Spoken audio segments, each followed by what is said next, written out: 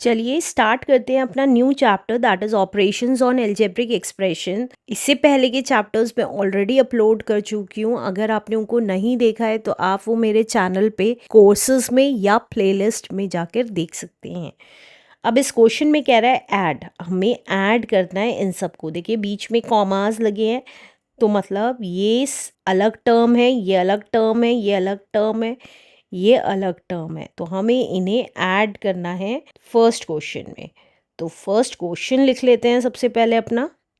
First question है हमारा 8ab comma -5ab comma 3ab comma -ab। तो सबसे पहली बात, हम इसको ऐड करना है तो बीच में जहाँ कॉमा लगा हुआ है वहाँ पे ऐड का साइन लगाएंगे। तो कैसे लिखेंगे देखिए, 8ab as it is plus, क्योंकि यहाँ पे दो साइन है तो 5ab ब्रैकेट में लिख दिया, plus 3ab as it is plus -ab। अब ब्रैकेट ओपन कर लेते हैं तो 8ab as it is plus minus minus. हमें पता है ऑपोजिट साइन जब भी मल्टीप्लाई होते हैं तो वैल्यू माइनस की ही आती है, और अगर हमारे सेम साइन आपस में मल्टीप्लाई होते हैं तो हमारी वैल्यू प्लस की आती है, राइट।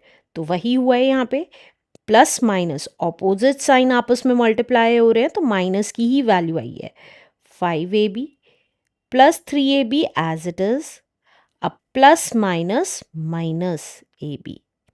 अब देखिए सबसे इम्पॉर्टेंट चीज़, सबके साथ जो वेरिएबल्स लगे हुए हैं, कांस्टेंट के साथ जो वेरिएबल्स लगे हुए हैं, सब में सेम वेरिएबल्स हैं, A B A B A B.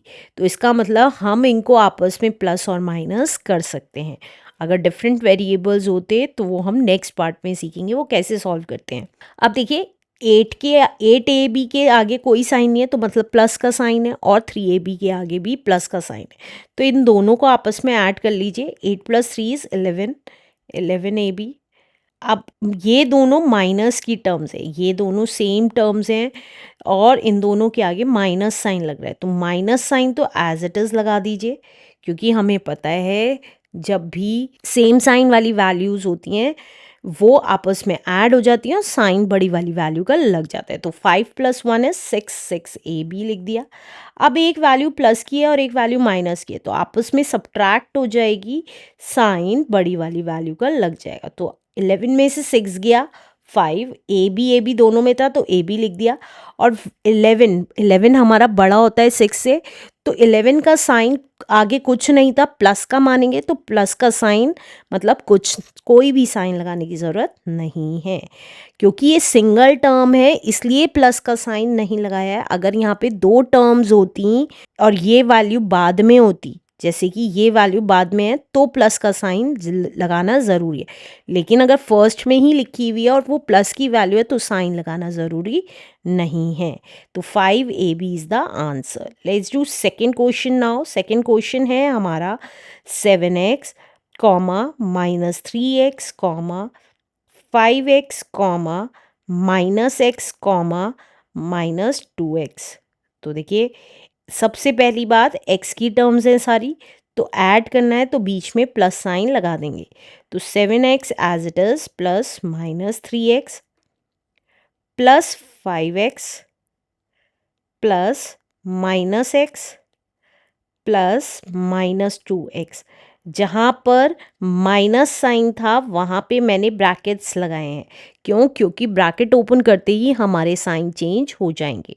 अब देखिए 7x एज इट इज़, और हमें पता है प्लस माइनस माइनस होता है, -3x plus 5x as it is plus minus -x again plus minus -2x। अब देखिए प्लस वाली वैल्यूज़ कौन कौन सी हैं, 7x और 5x प्लस वाली वैल्यूज़ हैं, तो आपस में ऐड हो जाएंगी। 7 + 5 = 12x। अब ये -3x -x और -2x ये सारी माइनस की ही वैल्यूज़ है, तो आपस में ऐड हो जाएंगी, साइन बड़ी वाली वैल्यू का लग जाएगा। तो 3 + 1 = 4, 4 + 2 = 6, 6x आ गया। अब एक वैल्यू प्लस की एक वैल्यू माइनस की है, तो आपस में सब्ट्रैक्ट हो गई, 12 में से 6 गए 6 और x लगा दिया, और क्योंकि 12 बड़ी वैल्यू थी और वो प्लस की थी तो यहाँ पे भी ये एज इट इज़ छोड़ दी, जिससे ये हमें पता चल रहा है ये काय की वैल्यू है, प्लस की ही वैल्यू है। तो 6x is the answer. Let's do next question now. Third question है हमारा 3a minus 4b plus 4c। अब कॉमा लग रहा है तो इसका मतलब ये एक पूरी टर्म है। 2a plus 3b minus 8c comma a minus 6b plus c। तो अब हमें ऐड करना है, तो देखिए यहाँ पे डिफरेंट डिफरेंट वेरिएबल्स हैं, राइट। तो अब कैसे करेंगे ये देखिएगा। तो पहली वैल्यू हम ब्रैकेट में लिख लेते हैं, -4b plus 4c plus 2a plus 3b minus 8c plus a minus 6b plus c। तो अब ये कितना आ जाएगा, देखिए ब्रैकेट ओपन कर रही हूँ, 3a minus 4b plus 4c plus 2a plus 3b minus 8c plus a minus 6b plus c। तो अब देखिए a वाली टर्म्स एक साथ देख लेते हैं, ये कौन कौन सी a वाली टर्म्स है।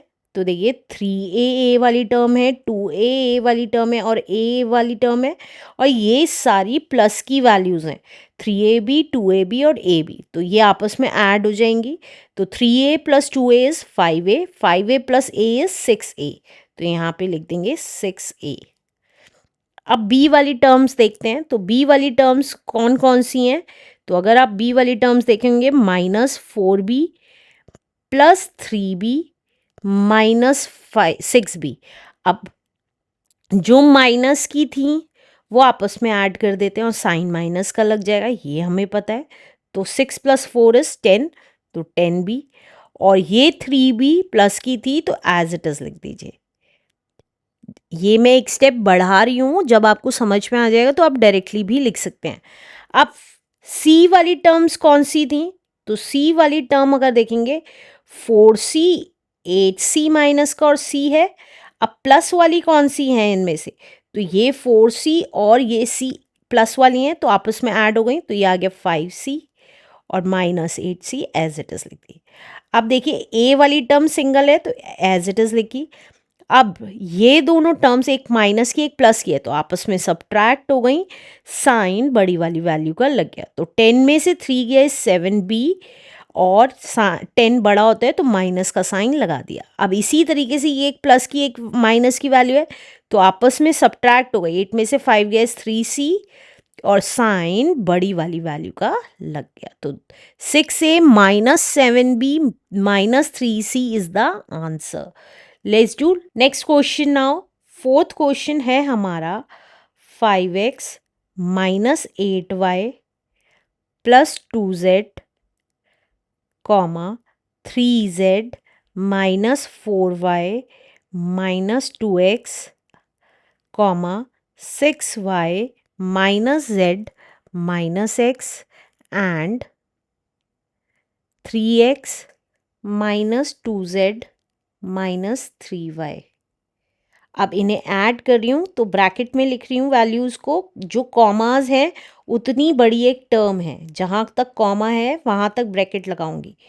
-8y plus 2z bracket closed plus 3z minus 4y minus 2x plus 6y minus z minus x plus 3x minus 2z minus 3y। तो अब ब्रैकेट ओपन कर लेंगे तो देखिए क्या आ जाएगा, 5x एज इट इज़ आएगा, -8y plus 2z as it is आया। क्योंकि बाहर प्लस का साइन है इसलिए एज इट इज़ वैल्यूज आ जा रही हैं, इसलिए एज इट इज़ वैल्यू आ रही है विद साइन। अगर माइनस साइन होता तो साइन चेंज हो जाता है। तो प्लस 3z, देखिए plus plus plus 3z plus minus minus 4y plus minus minus 2x plus 6y plus minus minus Z plus minus minus X plus 3x as it is plus minus minus 2z plus minus minus 3y। अब ये कितना आ जाएगा? अब अगर हम x की values देखें तो देखिए 5x 2x माइनस का x और प्लस का 3x, ये सारी x की वैल्यूज़ हैं। तो देखिए 5x प्लस का है और 3x प्लस का है तो 8x हो गया, 5 प्लस 3 इज 8x हो गया। और ये दोनों माइनस की हैं तो ये कितनी आ गई? 2 प्लस 1 इज 3 तो माइनस 3x। अब y की टर्म्स देखें तो y में 8y है माइनस का, 4y है माइनस का, 6y प्लस का है और 3y माइनस का है। तो माइनस वाली टर्म्स ऐड कर देते हैं। 8 प्लस 4 इज 12, आपस में ऐड कर रही हूँ, प्लस 3 इज 15 तो माइनस का 15y और प्लस की कौन सी वैल्यू है? 6y। अब z वाली वैल्यूज देख लेते हैं तो 2z 3z z और माइनस का 2z तो ये कितना आ जाएगा? देखिए प्लस वाली वैल्यू 2z और 3z दोनों प्लस की थी तो 5z हो गया प्लस 5z और ये वाली माइनस का z और माइनस का 2z दोनों माइनस की थी तो 2 प्लस 1 इज 3z आ गया। तो ये कितना आ जाएगा? 8 में से 3 गया इज 5x, क्योंकि एक वैल्यू प्लस और एक वैल्यू माइनस की थी आपस में सब्ट्रैक्ट हो गया, साइन बड़ी वाली वैल्यू का लग जाएगा। अब इसी तरीके से ये माइनस की है ये प्लस की है, आपस में सब्ट्रैक्ट हो गई, साइन बड़ी वाली वैल्यू का लग गया। ये ध्यान रखिएगा सेम वेरिएबल वाली वैल्यू ही प्लस माइनस हो रही है। इसी तरीके से ये दोनों देखिए एक प्लस की एक माइनस की है, आपस में सब्ट्रैक्ट हो गई, साइन बड़ी वाली वैल्यू का लग गया। तो आंसर आ गया हमारा 5x minus 9y plus 2z is the answer. Let's do next question now.